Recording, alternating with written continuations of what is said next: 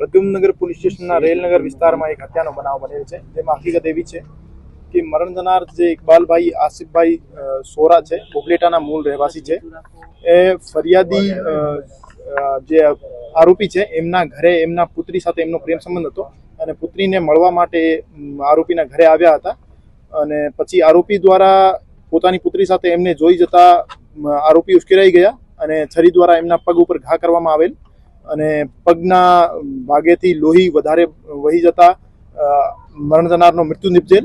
અત્યારે આરોપી જે છે રાજેન્દ્રભાઈ રાઠોડ એમને પોલીસ કસ્ટડીમાં લઈ લેવામાં આવ્યા છે અને પોલીસ દ્વારા ક્રાઇમ સીન ઉપર વિઝિટ કરી પુરાવા એકત્ર કરવાની તજવીજ ચાલુ છે અને આરોપીની વધુ પૂછપરછમાં જે પણ વસ્તુઓ સામે આવશે આના આધારે તપાસ આગળ વધારવામાં આવશે। પ્રેમ સંબંધ જ પ્રાથમિક દ્રષ્ટિયા એવું જાણવા મળ્યું છે કે આરોપી જે છે 65 વર્ષીય છે અને એમની પુત્રી સાથે જે મરણ જનાર છે એમનો પ્રેમ સંબંધ હતો અને પ્રેમ સંબંધના કારણે જ એમની હત્યા કરવામાં આવી છે। કેટલા સમયથી કોઈ જાણવું મળ્યું છે? છેલ્લા 2 વર્ષથી પ્રેમ સંબંધ હતો એવું જાણવા મળ્યું છે। સાહેબ, કોઈ લગ્ન થયેલી હતા, પરણિતા કે એવું કંઈ? જે મહિલા સાથે મરણ જનારનો પ્રેમ સંબંધ હતો એમના લગ્ન થયેલા હતા અને એ અહીં જ રહેતા હતા। ઘટના ક્યારે બની અને કોણ કોણ ઘરમાં ત્યારે હાજર?